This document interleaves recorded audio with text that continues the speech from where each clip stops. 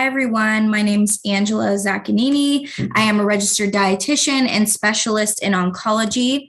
I currently work at the Hillman Cancer Center, and I have been the facilitator of the nutrition support group for, gosh, I don't even know how many years now. I think since 2017.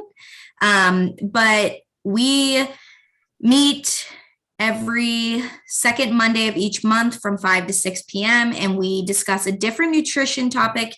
So if you're interested in more nutrition topics, please join us during that time. But during these next several weeks, we're going to be setting some specific nutrition goals. So I know a lot of people have trouble setting goals and sticking with them, and they always meet with me to kind of help with accountability, and that's pretty much what these next 6 weeks or so are for. So we are going to kind of talk about setting goals that are going to set you up for success. So we're going to dive right in and talk about SMART goals. So I'm sure you've heard of this acronym before, but to just kind of define what SMART goals are, they are statements of important results that you are working to accomplish, and they allow you to define what you want to do and how you will measure your progress. So vague goals like eat healthy, lose weight, exercise more, always end in frustration and defeat because they are so vague. So SMART goals will really get into the criteria for them to make sure that you are creating goals that are going to help you succeed and help you measure your progress and make sure that you are meeting these goals, and we want them to be long-term. So when we talk about goals, we don't want you to follow them just for a couple weeks or a month or so. This is a goal that you're going to set, follow for a certain amount of time, and then create a lifestyle change based on that goal. So these are certainly long-term. That's what we want to see when we're talking about SMART goals.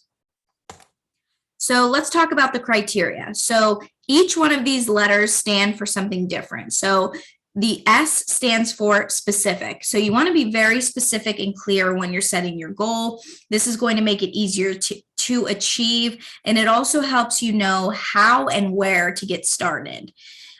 You also want to be able to measure your goals, which is the M in SMART. So you want to make sure that you're able to track them and allowing to, gauge your progress. And it's going to tell you when you actually completed that goal or if you were successful. The A is actionable. So are you able to actually take action to achieve the goal? So I always tell patients, think of a goal that you can start today.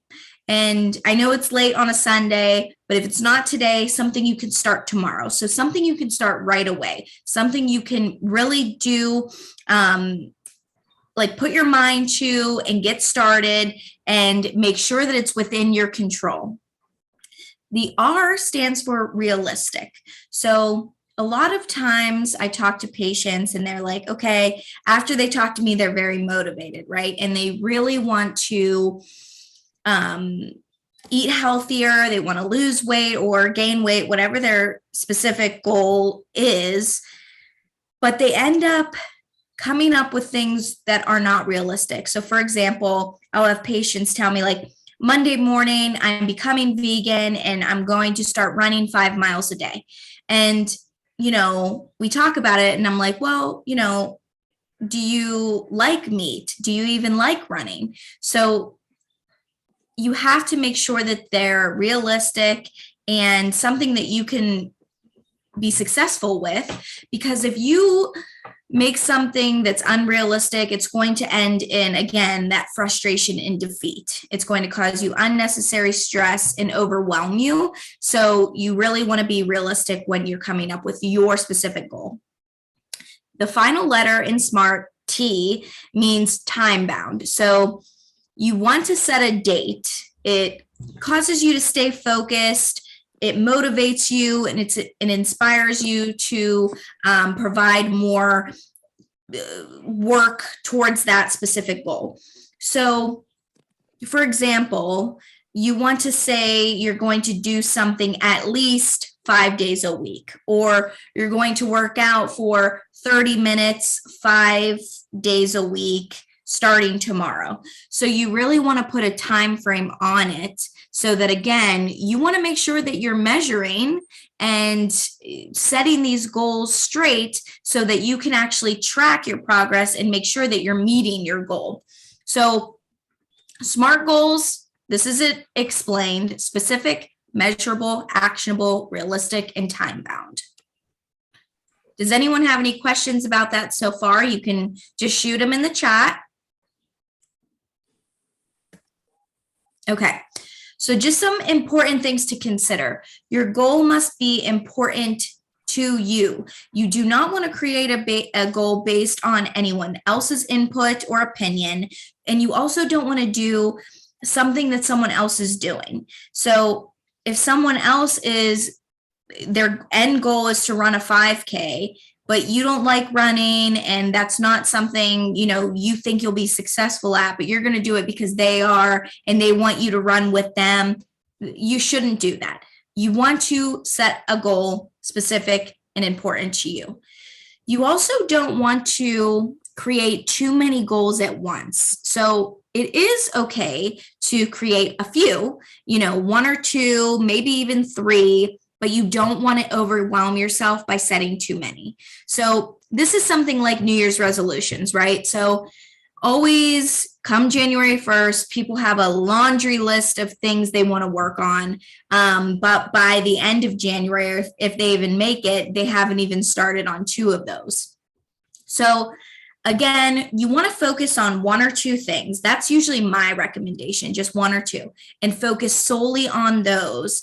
And then it's like a snowball effect. Once you're successful at those and it's created and it's put into your lifestyle, you're going to start to build off of that. So whatever it is, you're either going to increase the time frame or you're going to add an additional goal. So start small, make sure that you're going to be successful with these, and then move on from there. Again, this is a lifestyle change. So SMART goals help you to achieve those long-term goals. So again, this is not some sort of diet that we're going to follow short-term to, whatever it is, for a vacation that you have planned or a wedding that you're in. We really want this to be a part of your lifestyle. So you want to set yourself up for success, and you always want to look at the bigger picture and think about why you set the goal in the first place. So why did you pick this goal specifically? Why do you want to be successful at it? And are you really committed to the change? So these are some things you need to think about prior to setting your specific goal. So let's talk about some examples. So the first one here: starting tomorrow, I am going to plan, cook, and eat 3 dinners at home every week. So again, you have a time frame starting tomorrow. So Monday morning, we are going to plan, cook, and eat 3 dinners at home every week. So out of the 7 days, you're going to make sure that you plan, you cook, and you eat a dinner at home those 7 days. So only 3 days out of the week, you are going to do that. I believe that is realistic. It's time bound. It's specific. It's, realistic to say that you're not saying, I'm going to plan, cook, and eat 7 dinners at home every week. So again, if you have, like we talked about earlier, multiple diets in the family. So someone's following gluten-free, someone's following vegetarian, someone just wants to eat healthy, someone else has an allergy. It might be difficult for you to prepare multiple meals per week. So you need to set yourself up for success by choosing a goal that is realistic, right? So doing 3 meals a week, preparing them, planning them, eating them, that's something you can achieve. Then set yourself up that way. The second one we have here is beginning on Monday, I will take a brisk walk for at least 20 minutes, 5 days a week. Again, time bound. We have that specific 20 minutes a day, 5 days a week. So again, it's not every single day, but at least 5 days a week, you're going to walk for 20 minutes. And you're going to start tomorrow. Same thing for the last one. Starting tomorrow, I will not consume any sweets after dinner, Monday through Friday. So again, you see that I included that Monday through Friday. So you're being very specific to the point that on the weekends, you can kind of have yourself a treat and consume a sweet after dinner if you choose. But during the week, you're going to tell yourself, I am not going to have that sweet after dinner. So my recommendations when setting goals, the first thing to do is really think about it. So what could you change starting tomorrow? What do you really need to work on, but you know that you can be successful at? So again, that's that realistic part. You want to set a goal that you can really handle. You don't want to overwhelm yourself, or you don't want to set yourself up for failure where you're trying to achieve too much at once. So the next thing is to write it down. You have to write down your goals. They actually did a Harvard study that said that people that write down their goals each year or each week or whenever it is are, I believe the percentage is insane. It's like 90% that they are more successful at reaching their goals than people that do not write down their goals and kind of just say it. So this also, making it specific, but also being able to measure it, right? So if you're writing it down, it requires you to also track when you're doing it. So let's go back to this first goal. Starting tomorrow, I'm going to plan to cook and eat 3 dinners at home every week. So you write that down, but you also should track when you actually did plan, cook, and eat those 3 dinners. So if it was Monday, Tuesday, and Wednesday, Thursday, Friday, Saturday, Sunday, you ate out, or maybe you grabbed a pizza, or somebody else prepared dinner for you, that's completely fine. But if you keep track of that and make sure that you mark it down, and then you can actually reward yourself, congratulate yourself, like, okay, I did it. I can, whatever way you want to reward yourself, you should do that, because that's going to continue that motivation as well. So first things first, really think about what you can change starting tomorrow. You also want to think of the bigger picture. Think about your long-term goals, right? So you want this to be a lifestyle change. If you want to lose weight, which is a very common vague goal, again, think of a number. What do you want to lose that's realistic? Maybe it's just 5 pounds to start. You don't want to overwhelm yourself. I have patients that are like, you know what? I used to weigh 130 pounds and, I've been 165 for 3 years now, and I want to get back to that 130. Okay, that's a goal weight, but let's start small. So, your goal would be to lose 5 pounds by the end of May by walking every single day. Or, you need to, again, very, very specific as to what you want to do to get to that end goal. So whether it is weight loss, eat healthy, exercise more, you need to make those goals specific to meeting those long-term goals, what the bigger picture is. So I always think to myself too that nutrition and exercise go hand in hand. So I always say to my patients, come up with one nutrition related goal and come up with one activity related goal and focus on those solely. So don't worry about anything else going on. Just worry about those 2 goals and do your best to work on those. And really focus in on those, write them down, track each week. Again, for like the second example, I will take a brisk walk for at least 20 minutes, 5 days a week. Make sure that you're writing it down when you're taking those 20-minute walks, and make sure that it is 5 days a week. And if not, it's okay. I always tell my patients too, don't beat yourself up because things get in the way. Life happens and you weren't able to meet that goal this week. Reevaluate. And that's exactly what we're going to talk about on Thursday is reevaluating, revisiting our goals. What can we do to adjust and meet them this time? So we'll ask ourselves some questions and kind of talk about the roadblocks or the barriers that we came across when setting our goals. So with that being said, it's your turn to create your own SMART goal. So I'm going to give you about 5 minutes or so to really think about this. And I'm hoping that these last few slides got you kind of in that mindset to where you're looking to go. And we talked last week, well, Thursday, and a few of you had some really good suggestions. So a lot of them related to sugar and carbs. Some were about low protein levels, lack of good hydration. There were also ones about meal planning, gaining weight because of the certain therapy and treatment they're on. So their goal would be to lose weight. However, what are you going to do? How are you going to create that goal to meet those SMART criteria,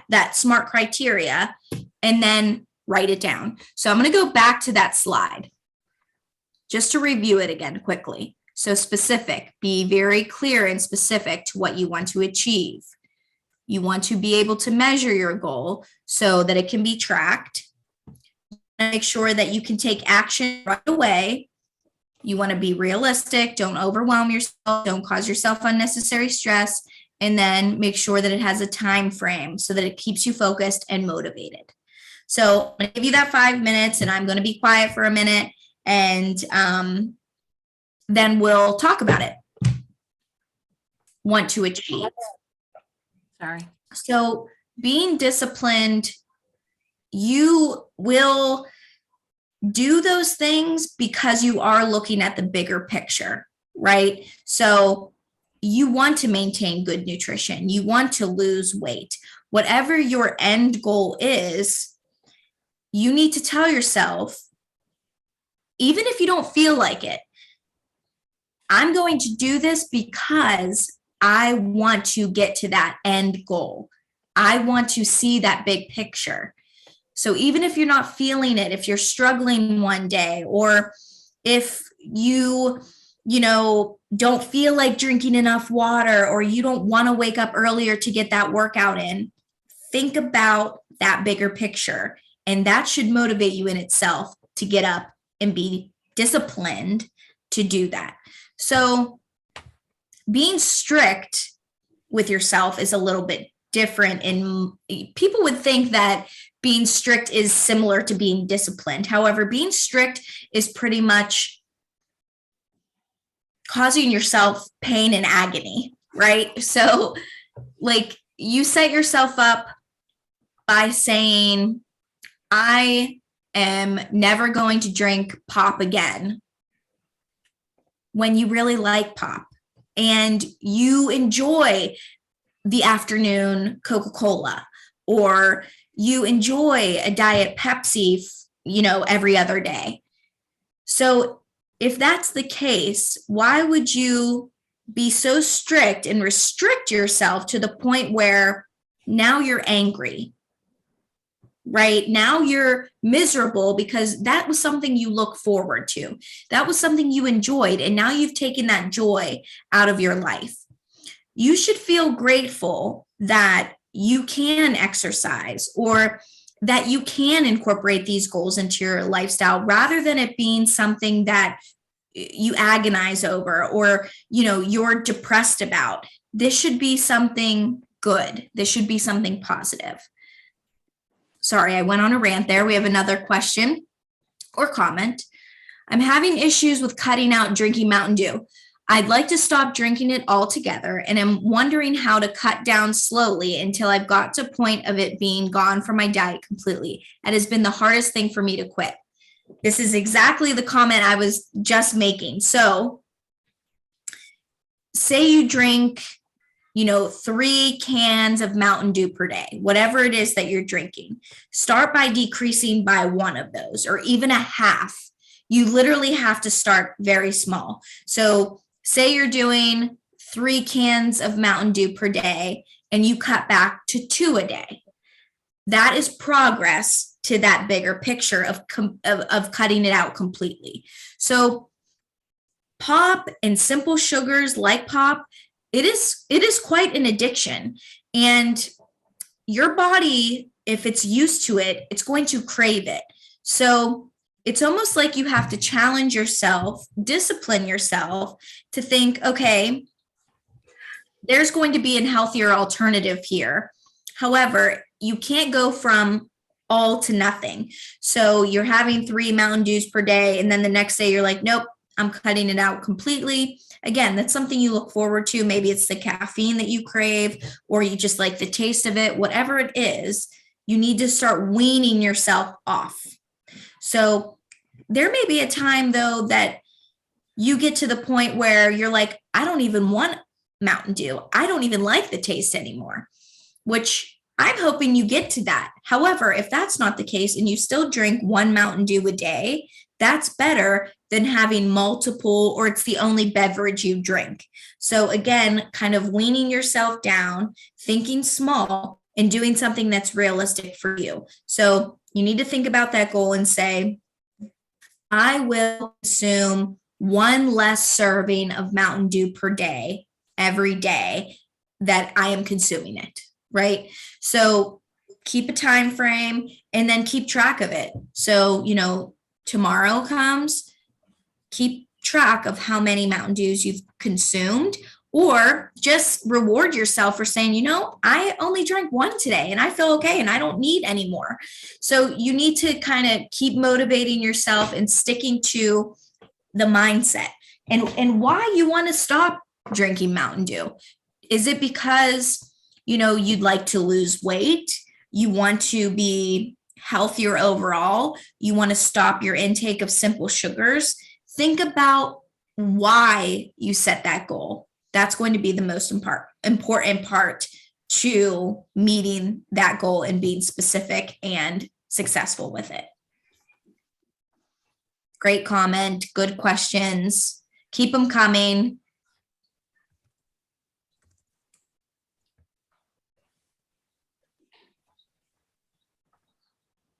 So Angela, when you have something with like that much caffeine though, like, is it, because I know my husband used to drink a ton of coffee, and when he would quit, it was scary because he was really crabby, so I mean, if you titrate down like that, would that would sort of eliminate that? Exactly. So if it is related to the caffeine is an addiction just as the same as sugar is. So that weaning progress will be helpful. You still may feel a little bit irritable, especially if you consume something at the same time every single day. So like if you have a Mountain Dew with breakfast, lunch, and dinner, and then you stopped having it at breakfast, you may feel irritable or, a little bit moodier than normal. However, stick with it, discipline yourself. And that like moodiness, that anger is going to go away.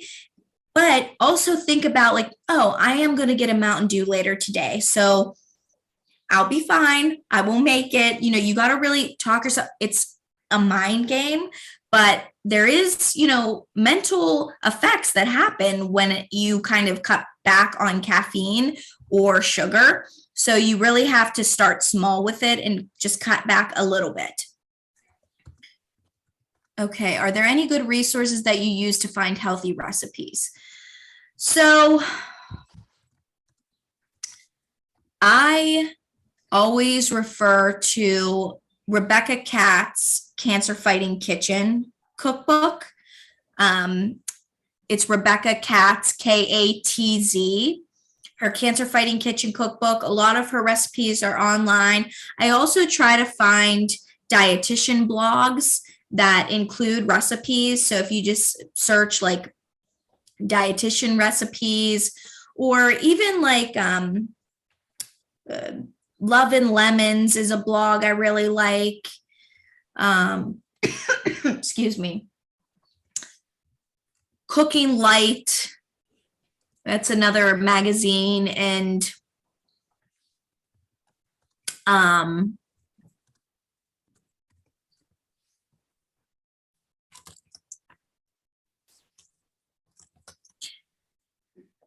those are the few that I go to, but we do those cooking classes every week they're live on YouTube.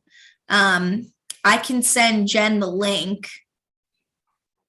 They're on Wednesdays at 9 a.m. They're live, but we are going to have all the recordings on our YouTube channel, so you can subscribe and have access to those. Jen, would you mind if I would send that link to you? No, that would be great.